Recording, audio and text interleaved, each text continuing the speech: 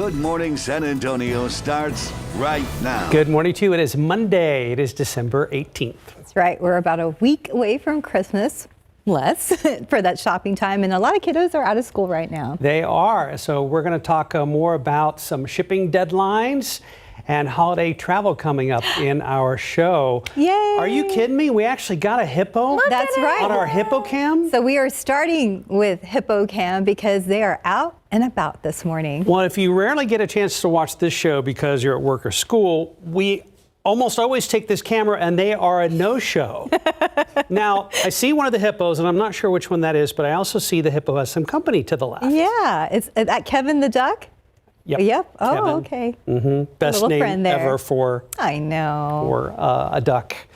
It's always a great day to go to the San Antonio Zoo. Especially today, this afternoon, Sarah, will be very nice. It will. I was looking at that hippo. That's so exciting. It's a rare sighting. Goodness. We think that they take them in as soon as the show starts because we never get to see them. They might. Who knows? Well, you know, it is going to be a beautiful afternoon. It's a little chilly out there right now. Take a look at temperatures. We started off at 41 degrees and we are already in the mid 50s. So a 14-degree temperature jump just within a couple hours here. It's still 40 though in Kerrville, 48 in Rock Springs. Good morning, Del Rio. It's 49 degrees, 48 in Cotulla, 50 in Gonzales. As we take a closer look around San Antonio, you can see it's 51 in Rio Medina, 43 in Bandera, 48 in Bulverde, 50 in Bernie, and New Braunfels. You're at 58 degrees. But this is a look at the high temperatures today. We're going to be some 6 degrees above the average. Should get up to about 71 in San Antonio, 73 in Castroville, 68 in Bernie, and upper 60s in the hill country there in Kerrville as well.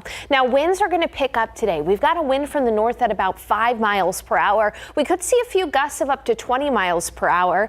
And guess what lives in the hill country? Mountain cedar trees. So the mountain cedar is high today in the pollen count. That is not great news. It is mountain cedar season after all, though.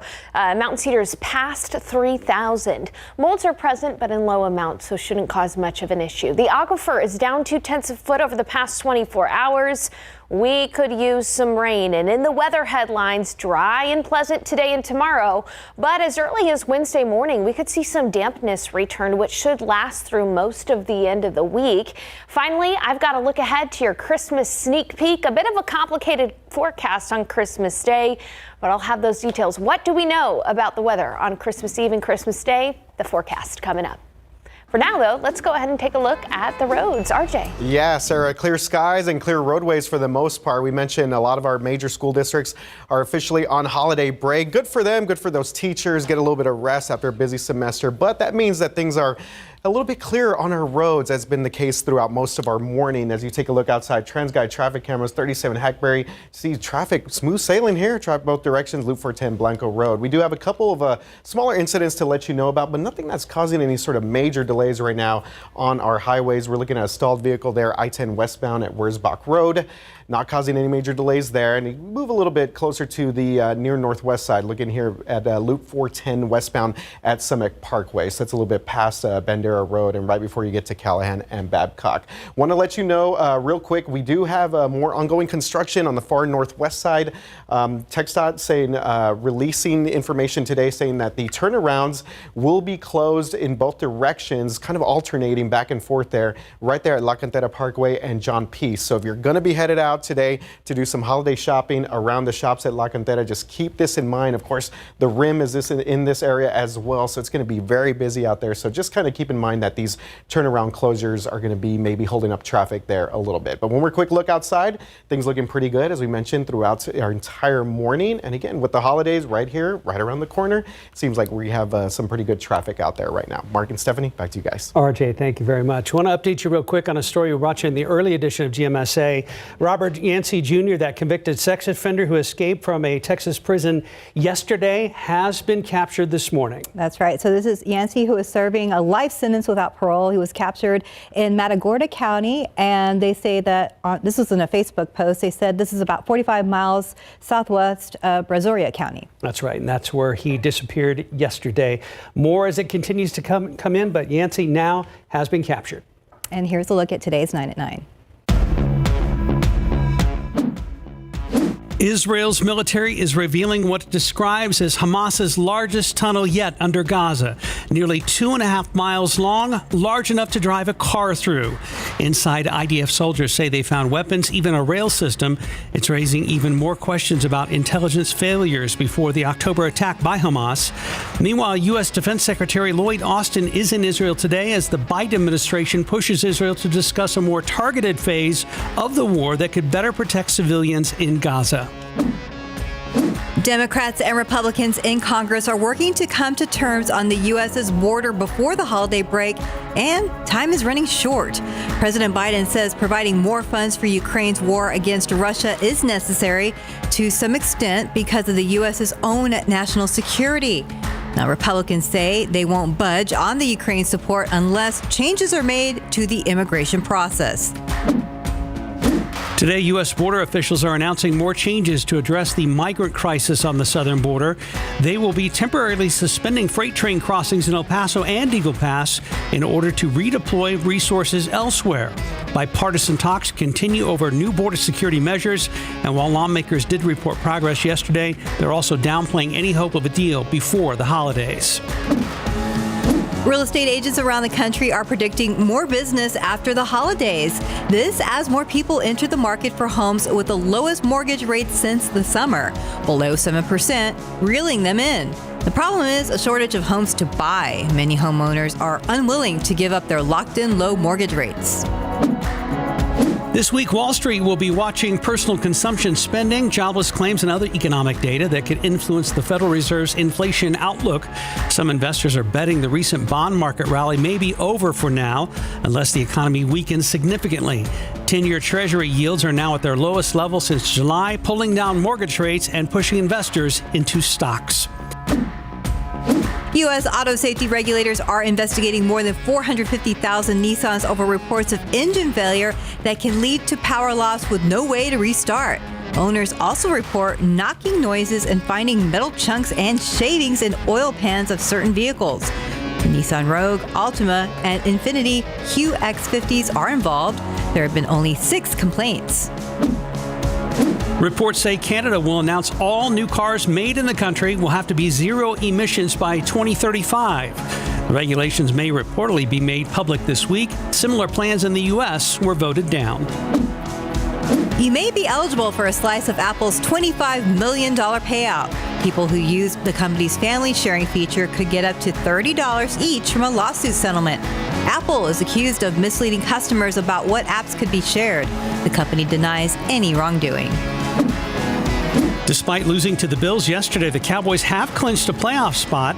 That's thanks to the Panthers' win over Atlanta and the Packers' loss to the Bucs. This will be the Cowboys' third postseason appearance in the 4 seasons under head coach Mike McCarthy. And that's today's 9 at 9.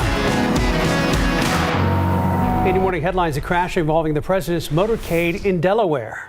And Blue Origin is back. Jeff Bezos' tourism rocket dealing with a little bit of a delay, but is scheduled to launch today in West Texas. Our Max Massey is here in the studio with us this morning. Hi, Good morning, there. Max. Good morning, guys. You had such a great transition with the Cowboys, because I wanted to say, how about them Cowboys? But don't worry, RJ and I are going to be talking about them in just a few moments. RJ's smiling from ear to ear. But we are going to be talking about, we're starting off with Southwest. Do you guys remember last year the chaos at the airports? I'm sure you remember because we covered it pretty extensively. Now, quick refresher, those of you who don't remember, this was actually a common quiet scene of what we saw. 2 million Southwest passengers stranded after 17,000 canceled flights last December. They tell us it started as a winter storm that paralyzed Southwest operations in Denver and Chicago. That snowballing, pun intended, into a crew rescheduling system error, and that is when more than 2 million people were stranded. So, in the aftermath, a little less than a year later, Southwest Airlines now agreeing to pay a $35 million fine, all part of that $140 million agreement to settle a federal investigation into what we're going to call a debacle.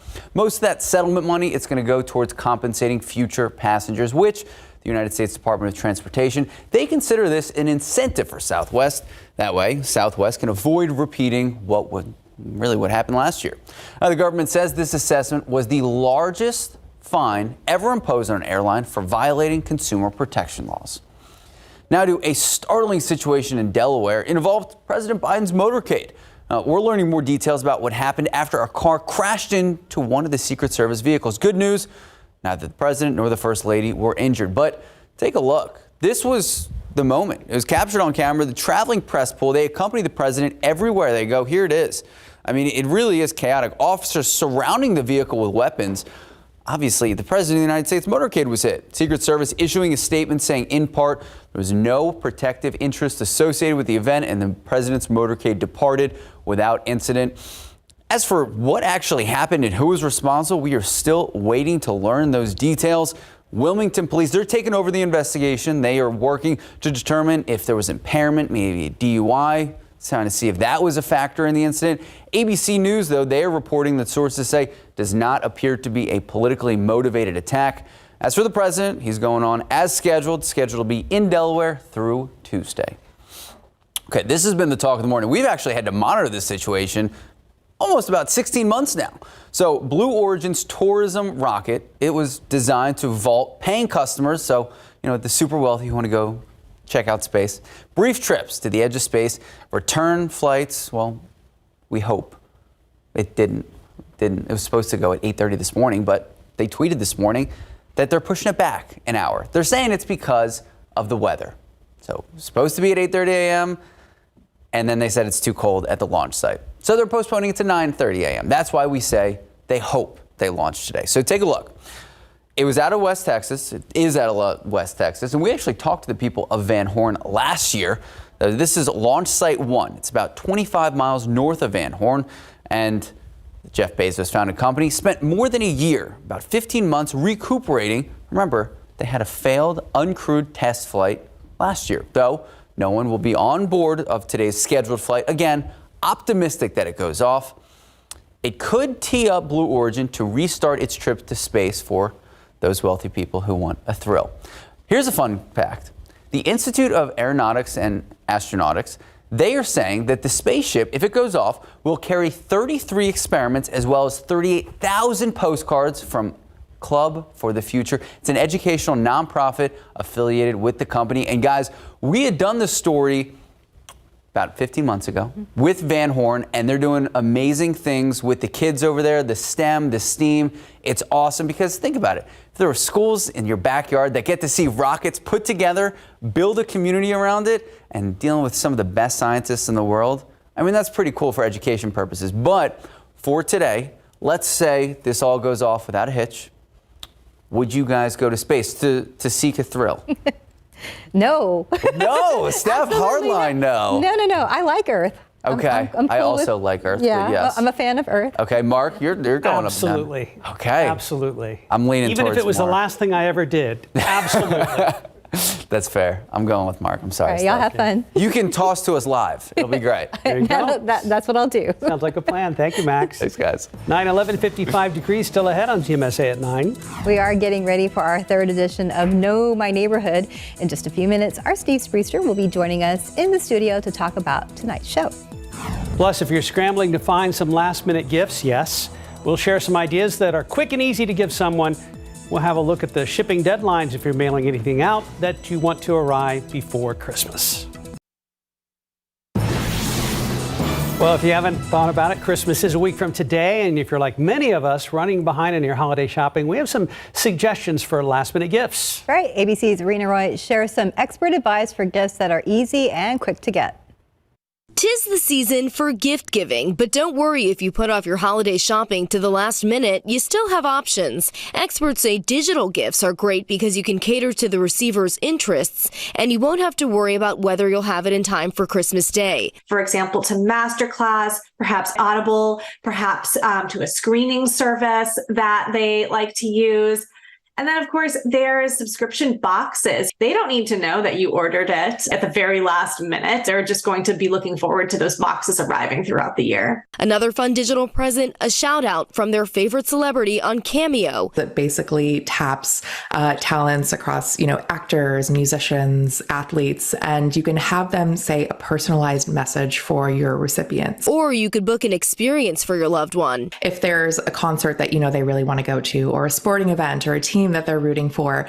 Buying them those tickets, that'll be a very memorable experience. If you're set on giving a physical gift, experts recommend actually going to a store to shop or choosing an item online that's eligible for in-store same-day pickup, and be flexible on the product and price. You might not be able to price compare as much as you would. You might not be able to wait for something to go on sale because you simply don't have time. So sometimes you have to prioritize at the last minute based on whether something's going to arrive on time or whether it's in stock for you to get it at a store. Rena Roy, ABC News, New York. Well, besides getting your gifts in time, if you're sending out your gifts, you need to make sure that they get there in time as well. So here's a look at some of the shipping deadlines coming up. Okay, so we're looking at FedEx. This is Express Saver. That is Tuesday. That is tomorrow. So you better hurry up. And then we have FedEx for 2 days. That is Wednesday. All right, FedEx one-day freight, FedEx Extra, FedEx Super Duper Extra, which is not a real category. That's coming up on Thursday. And then FedEx same day. The deadline is absolutely positively Friday. Wow. That would be fast. Okay, now looking over at USPS. Today is the deadline for Priority Mail delivery. Good to know. And Wednesday is the deadline for Priority Mail Express. Be also prepared for the people at the Postal Service to laugh at you a little bit at this point. UPS 3-day select coming up tomorrow. UPS second day, Wednesday, and this UPS Next Day Air, which is a premium service. Their deadline is Thursday. And we know this is a lot of information, so if you missed any of these dates or you want to see them again, we have them all listed on our website at KSAT.com, so just look for the story on our homepage.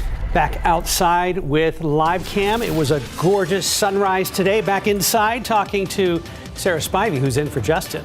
Yeah, good morning, everyone. A beautiful day here for us today, and the next couple days are going to be nice. However, by Wednesday, I think we're going to have some dampness work its way in. So enjoy the sunshine while you can. It's 55 degrees with winds from the north at about 10 miles per hour. Elsewhere, we've got 44 in Kerrville, 49 in Del Rio. Good morning, Cotulla. It's 48 degrees. There's some wispy cirrus clouds across the mountains of Mexico. We might see some cirrus clouds later on this afternoon, but generally it's going to be a sunny day. 55 in Helotes, 58 in New Braunfels, 52 in Bulverde and in Bernie. It's still 44 degrees in Kerrville. As we take a look at your KSAT 12-hour forecast, the biggest thing you'll notice today, other than the sun and the low humidity, is that winds are going to pick up from the northeast at about 15 miles per hour. You might see a gust of up to 20 miles per hour. We'll see some cirrus clouds this afternoon and a high right around 71. That is warmer than average. A beautiful day, though. It'll be 71 in Del Rio, 73 Carrizo Springs. Gonzales, you'll be at 69 degrees, 69 in Canyon Lake, and 66 in Kerrville. Temperatures will quickly fall tonight. It's going to be a cool evening, so if you have Monday night plans, maybe you're going to go look at some Christmas lights or things like that, don't forget to bring the jacket before sunset because it is going to get down into the 40s by 10 o'clock. Showing you the humidity forecast because today, tomorrow, dew points are going to be low. It's going to be very dry outside. But by Wednesday, Thursday, and especially by Friday and Saturday, it's going to get kind of muggy outside. So much so, in fact, that we could see some mist and drizzle as early as Wednesday morning. Now, when we look at rain chances, the best chance for any kind of measurable rain is really going to be on Friday. But we are going to carry a chance for mist and drizzle Wednesday, Thursday, light rain Friday, and even some mist and drizzle possible on Saturday and Sunday. Sunday, Christmas Eve, Monday, Christmas Day. Don't worry, we'll get to that forecast here in just a bit. But as far as rainfall potential goes, this is not going to be a drought buster by any means. We're only talking about potentially up to about few tenths of an inch of rainfall from the mist and drizzle and the light rain on Friday. So a lot like the last rain event where we picked up maybe a tenth of an inch, 2/10 of an inch of rain in spots. That's going to be the case as far as the rainfall goes Wednesday through Saturday. Now, what can we tell you about the Christmas Eve and Christmas Day forecast? This is next Sunday and Monday. Here's what we know. We know it's not going to be cold. In fact, it's going to be warmer than average with a high temperature near 70. So not too hot, not too cold, kind of Goldilocks weather, just right as far as the temperature goes. We also know that there is a small rain possibility, more so on Sunday than on Christmas Day Monday itself, but that's what we know. The rest of it is a little muddy right now. Here's what we'll be watching for: timing of rain and how much rain.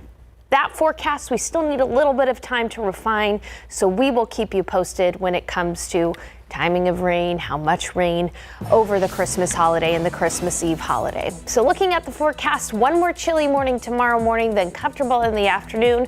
Morning mist and drizzle work its way back into the forecast Wednesday and Thursday with scattered light rain on Friday, and a small chance for rain continues into the weekend. We'll have more news for you after the break. Welcome back. 9:24. Later today, we'll be featuring our next edition of Know My Neighborhood. And this episode is all about the historic Dignowity Hill neighborhood. Our Steve Spreester joins us this morning to tell us a little bit about what we can expect to see this evening. Good morning, Steve. Good morning. It's always a pleasure to see both of you. And, you know, I saw Max and RJ, people I don't usually get to see, so it's great. I normally get to see you as well. Yeah, good to have you here. So to begin with, a lot of people that are watching may not even know not only how to say this neighborhood, but know where it's at in our area. Yeah, so it's the thing about Dignowity Hill, although some people will tell you it's Dignowity, it's Dignowity Hill. The thing is, it is right on the east side of downtown. I mean, you're talking about some of the most beautiful views of downtown in our city, but it also has a front row seat to some of our city's most pressing issues: homelessness, property taxes, public safety. All of those are things that we're going to talk about today, including gentrification and how it's a neighborhood that's changing. You know, it's a historically African-American neighborhood. It's changing in its history. And we also challenge some stereotypes that some people think because it's on the east side, it's a violent area of town. And here's part of the sizzle reel that we have for tonight.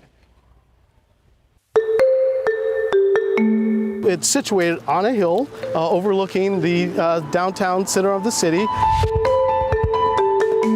One time you couldn't give away the east side. Man, it's like, I can't wait till I get my hands on it, you know. Do I want to walk outside of my house and 2 blocks later I'm at the best coffee shop in the city? Yes, but at what expense? What I've seen was the people change. More people with money came in. Fast food, they're everywhere. But if you want to eat anything even remotely healthy, it's not in your neighborhood at all. Just because it's been going on for a long time doesn't mean that, you know, it should be going on. That's where the need is. The shelter shouldn't be far away. The shelter should be accessible. I think we need to quit trying to get rid of them and start helping them. We want to be a part of Dignowity as well. So I think that's what makes us really, really close. Love it. Looking forward to it. And I know we've got some good feedback to this kind of community-based, in-depth reporting. When I see things like this, I know a lot of teamwork goes into it, Steve, but where do you guys even start in planning these kinds of reports? It starts with the people. I mean, it starts with going to a neighborhood association meeting and listening to what their issues are. And we're zeroing in on Dignowity, like we did Westwood Square and we did Alamo Ranch, but it's really issues that resonate throughout our community and really throughout South Texas. I mean, when you're talking about homelessness, you're talking about taxes, you're talking about roads, public safety, but each of these neighborhoods have their own unique issues. And you heard some of them talking about homelessness there and the fact that some of them aren't crazy that there are homeless services and homeless shelters that are either in Dignowity Hill or near Dignowity Hill. They said that doesn't help the properties and things like that. But it's really a give and take on, you want to be where the homeless are to help them, but do you want them a block away or 2 blocks away? So it's those kind of issues that we deal with. But really, Mark, I mean, that's what I love about this is it's people telling us what their issues are. It's not us or politicians or, policymakers saying this is what people should be concerned about. We go right to the source. They're driving the narrative, not us. They're driving the narrative. And so far it has been successful. Knock on wood. I mean, I think it has. And, the fact that we can do something like this for an hour at 6 o'clock. You have people like Jesse DeGoyado that do the history of each of these neighborhoods. And I would say Dignowity Hill is one of the most historic neighborhoods in our city. So I really enjoy these episodes, and I hope the people at home do too. Well, historic, but also changing a lot. I know a lot of new business has come up recently, but it's interesting to hear some of the interviews that you've gotten so far that even with all these businesses, they're saying there is a lack of healthy food options in their area. Yeah, they would like more fresh food, not just fast food. But it's interesting you bring that up, Stephanie, because we're going to be live at the Carver Cultural Center, in the theater there, where Ella Fitzgerald and Count Basie and Duke Ellington have played, all these greats. That's the tradition. And then Adam Caskey is going to be live from a brewery and a pizza place that has opened recently. So we're showing the preservation and the progress all in one in this episode. And more to come in 2024. More to come in 2024. We are heading to Harlandale McCollum is our next one in January. So that should be interesting as well. Looking forward to it. Yeah, thanks. Good to see you guys. Look forward to tonight and 2024. Yeah. Thank you. All right, time right now is 9:29, 57 degrees. We'll be right back. Welcome back. Let's look out there with live cam. I stepped outside earlier. It was really nice, with the sun out and still a little cold, but really pretty out there, Sarah. Yeah, I came into work pre-dawn and I had the full winter coat on, but this afternoon you are not going to need it. The aquifer is down 0.2 of a foot over the past 24 hours, but what I really want to talk about here for a second is the pollen count, because mountain cedar is high. After a weekend where we've had north winds, we've been able to tap into those north winds, and unfortunately the cedar pollen has moved in. Molds are low. What I want to do right now is I want to show you the big temperature swing we're going to be dealing with today. 41 degrees was the low this morning, but by this afternoon, the forecast high is 71. That is a 30-degree swing from the start of the day to the afternoon. It's all because we got dry air in place. Even now, we're already up 14 degrees from this morning's sunrise. It's 55 degrees in San Antonio, almost 60 in New Braunfels. So temperatures quickly warming. By noon, we'll be at 65, and in the afternoon in the low 70s. It's going to be a chilly evening, though, tonight, too, with temperatures quickly falling. So you'll need the jackets in the morning and the jackets at night, but not really in the afternoon. Now, the humidity, which is low and has been giving us those temperature swings, is actually going to be rising, so much so that by Wednesday morning, we could even start to see some areas of mist and drizzle that'll continue into rain chances by Friday and Saturday. More on those rain chances and a sneak peek of your Christmas forecast coming up. Well, the Cowboys not doing so well in Buffalo, and the Texans rally for a big road win. RJ and Max are here to break down the NFL action and talk some Spurs. And RJ, I know you got to go to the game yesterday against the Pelicans. Well, there were some highlights too. It was Tony Parker, Hall of Fame. That was cool. So Tony came out at halftime, and I think we have a little bit of video. We'll show you a little bit of that. I was going to say, are we leading with the Spurs? No, let's go ahead. Let's go you to pick the your Cowboys. loss. Would you rather start with the Cowboys loss or the Spurs loss? Let's go with the Cowboys. All right. Max Matthews. What a loss it was. How about them Cowboys?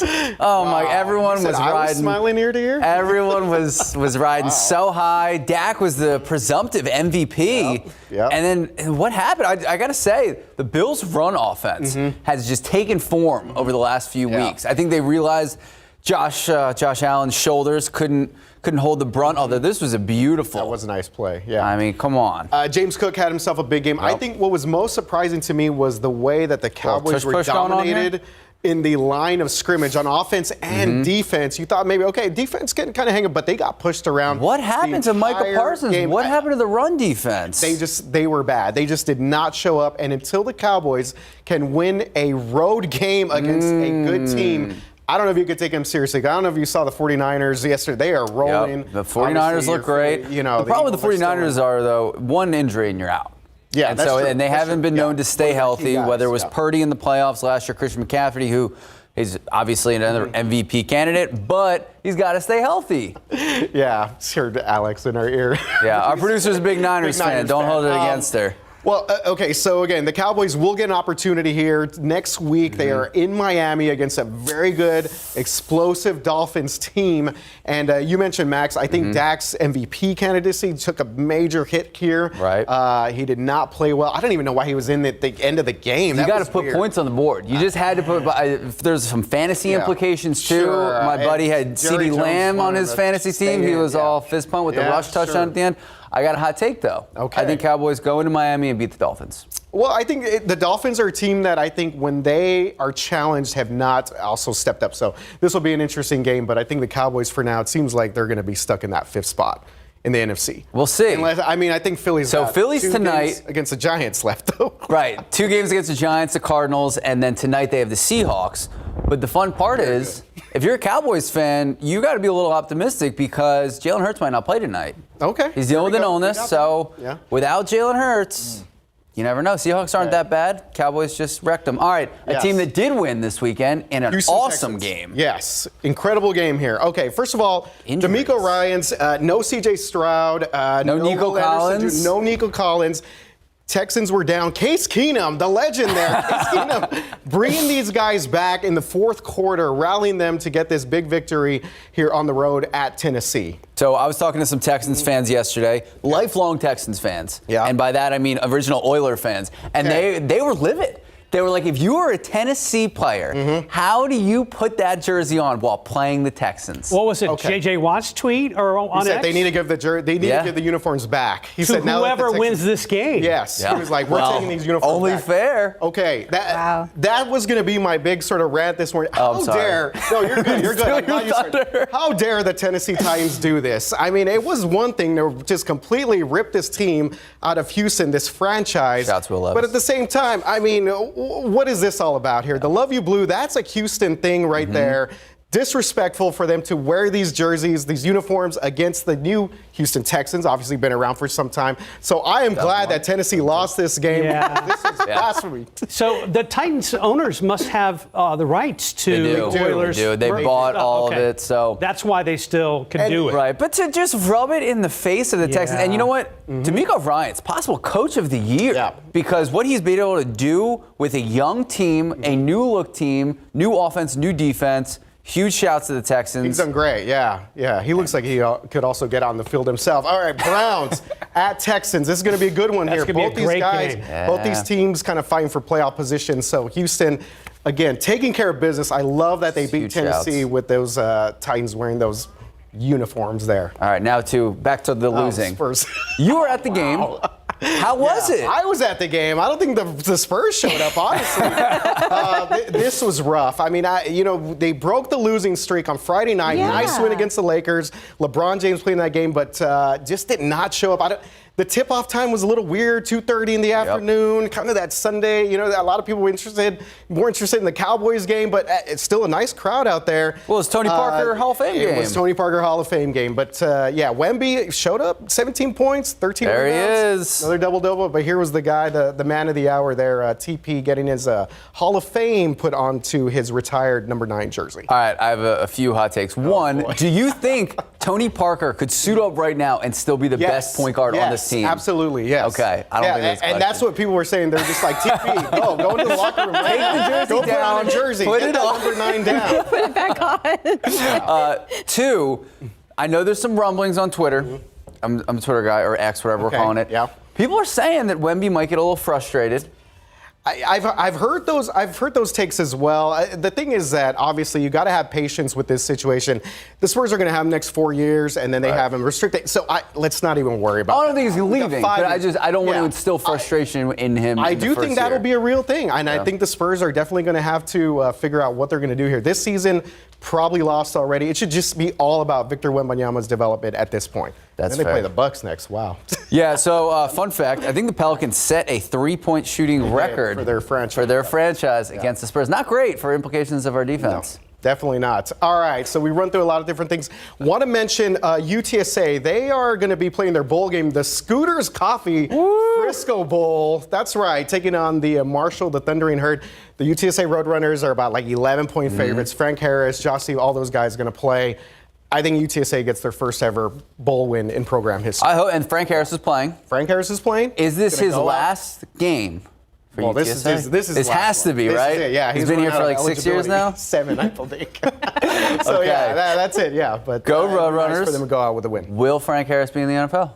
Oh wow! I'm putting you right on the spot. I know. I think he's going to have to definitely put in some work in the offseason to at least get a look. Okay. Maybe a free agent deal. I just don't know if he'll get drafted. I don't think he'll get drafted. Cautious optimism. I love Frank though. You're my guy, Frank. Yeah. You're my guy, Billy. Thank you, guys. Yes. Go Spurs, go. Thanks, guys. 941, 58 degrees. You're watching GMSA at 9. We'll be right back.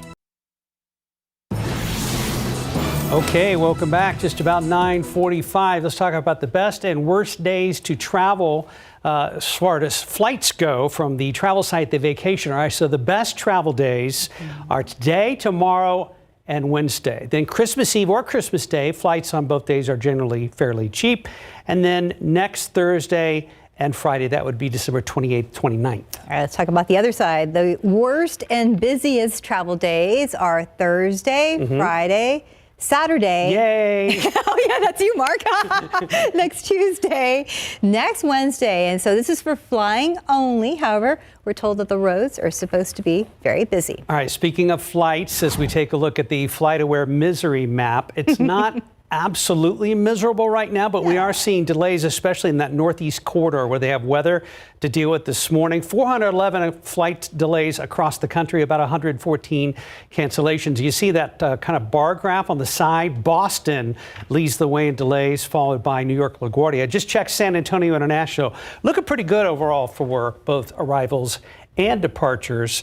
But you see right there, LaGuardia and Newark JFK is causing a ripple effect at flights around the country, including Miami, Dallas, Denver, San Francisco. There's a lot of weather in that area, and we'll show you the map here in just a second. But I gotta say, I love how Mark talks about leaving on Saturday and you just start laughing. I knew his flight was leaving Saturday morning. It's that whole thought bubble of, thank goodness it's not me. Right? And we have the privilege of staying here over Christmas. So I'll be thinking about you guys. Because I know you'll be thinking about me. Yes, we will. hopefully it's okay. Of course. It's okay. I'll check that off of my Christmas list. Think about Mark Austin. I am going into it, though, with no expectations. I'm just going to go with it because I know I'll get there eventually. You'll get there when you get right? there. Yes. That's right? Yes. You will. Yes. Absolutely. Okay. You're going to be okay. Well, let's go ahead and take a look at the weather today. Outside right now, absolutely beautiful to start the day. A little on the chilly side right now at 55 degrees, 50 in Kerrville, 52 in Bandera. Bernie, you're at 55, 60 in Pleasanton, and 41 in Seguin. As for your KSAT 12-hour forecast, quickly warming. We're going to be at 65 by noon, so a 10-degree jump here in just the next couple of hours.